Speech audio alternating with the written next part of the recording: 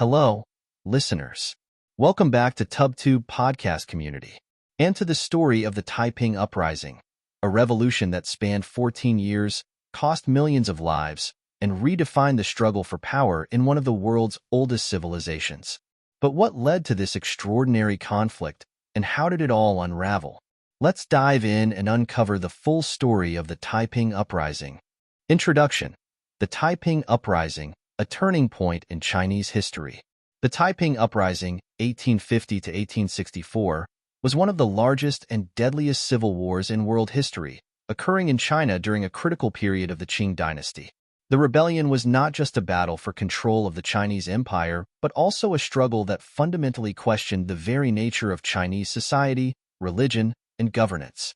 Spanning over 14 years, it was marked by significant military conflicts, millions of deaths, and widespread destruction. The Taiping forces, led by the charismatic Hong Xiuquan, sought to overthrow the Qing Dynasty, establish a new religious and social order, and radically transform Chinese society.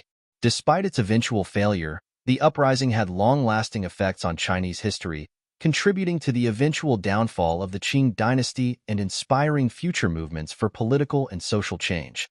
The rebellion is often compared to other major uprisings in history, including the French Revolution and the English Civil War, because of its blend of religious zeal, political ambition, and social reform. In this video, we will explore the causes of the rebellion, the rise of the Taiping movement, the key events of the uprising, and its aftermath. Through this analysis, we will better understand how the Taiping Uprising shaped the course of Chinese history and its legacy today. 1. Background: The decline of the Qing Dynasty. Political instability in the Qing Empire. The Qing Dynasty had ruled China since the mid-17th century, establishing a long period of relative stability and prosperity. However, by the mid-19th century, the empire was showing signs of decay. Several factors contributed to this decline. One of the most significant was the increasing corruption within the Qing administration.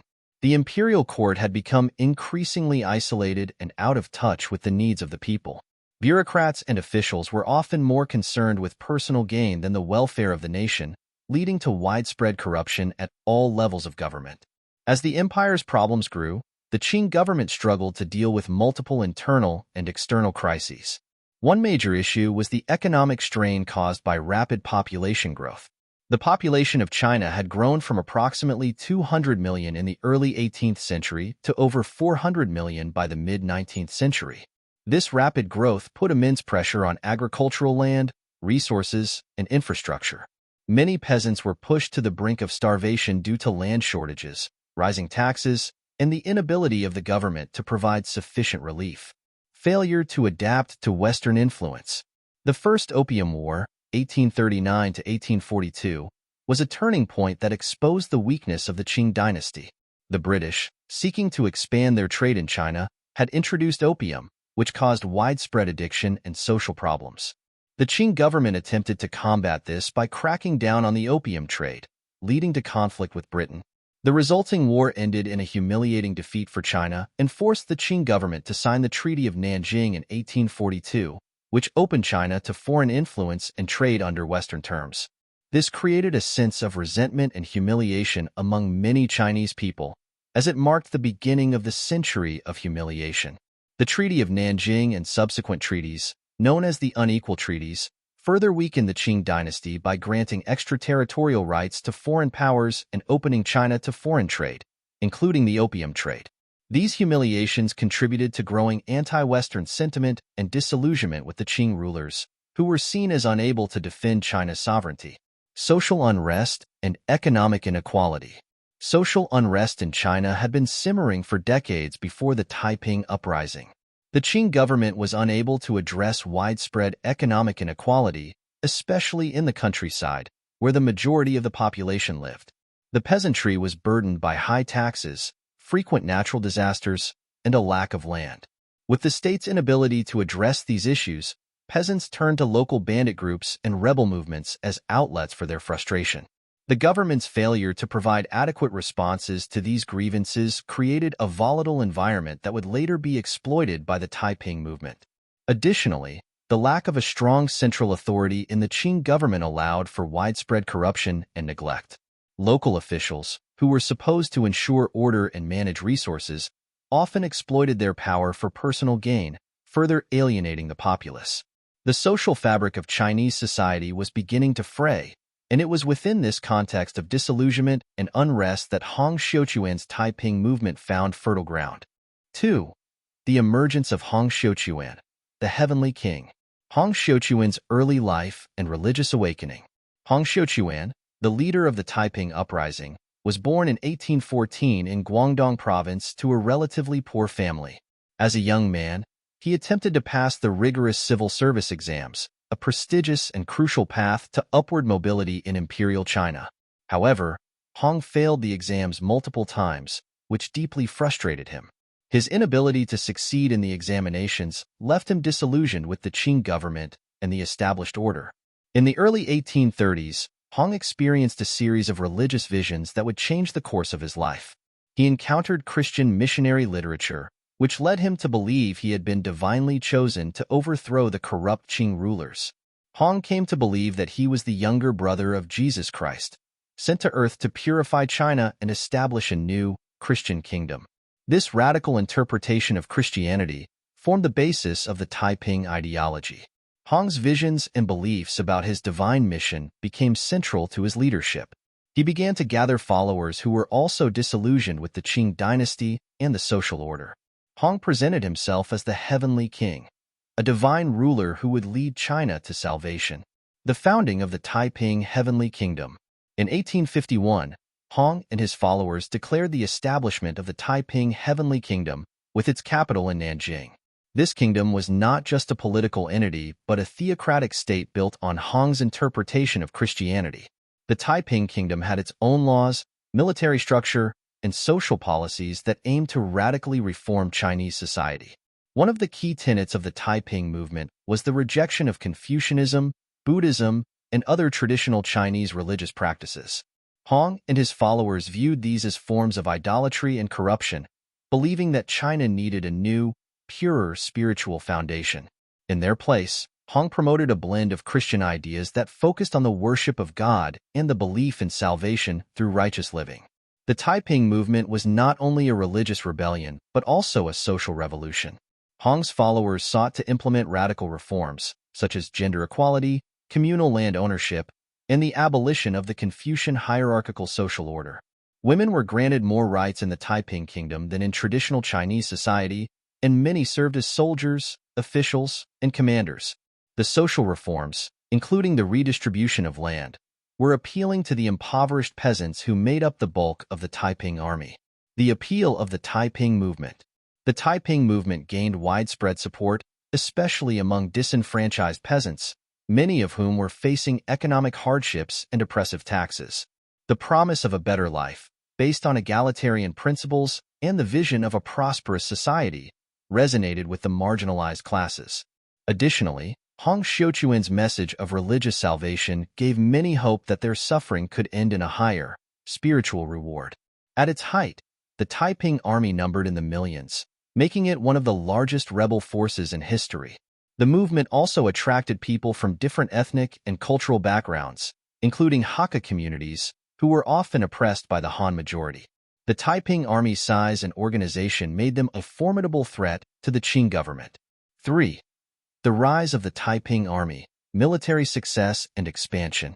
The early years of the rebellion. The Taiping army's success in its early years was remarkable. In 1851, they captured Guangxi province and began to push northward, defeating local Qing forces and gaining new territories. The Taiping army, known for its discipline and military organization, began to establish a foothold in southern China. The initial victories were due in large part to the Taiping's superior military tactics, including the use of guerrilla warfare, the element of surprise, and the strategic use of fortified positions. The movement's leaders were skilled in organizing large-scale battles and maintaining the loyalty of their followers. They also benefited from the widespread discontent among the Chinese peasantry, who viewed the Qing government as illegitimate and corrupt. The capture of Nanjing and the establishment of the Heavenly Kingdom. In 1853, after a series of successful campaigns, the Taiping army captured Nanjing, one of the most important cities in China. Nanjing became the capital of the Taiping Heavenly Kingdom, and Hong Xiuquan proclaimed himself the Heavenly King. The city became the political and religious center of the movement, and the Taiping Kingdom began to implement its radical social reforms. At this point, the Taiping movement controlled large portions of southern China, including the Yangtze River Delta, one of the most economically important regions in the empire. The Taiping established a centralized administration, built a military bureaucracy, and attempted to create a new society based on Hong Xiuquan's interpretation of Christianity. The capital city of Nanjing was transformed into a symbolic center of power, and its inhabitants were governed by strict laws based on Taiping ideology. 4. Qing Dynasty's response: internal and external pressures. The emergence of Qing resistance. As the Taiping movement gained strength, the Qing dynasty began to mobilize its forces to crush the rebellion. At first, the Qing struggled to respond effectively. The imperial army was weakened, disorganized, and suffering from poor leadership. Local military commanders had varying degrees of loyalty to the Qing emperor, and many officials were reluctant to commit their full forces to defeating the Taiping. However, by the late 1850s, the Qing government began to reform and strengthen its military.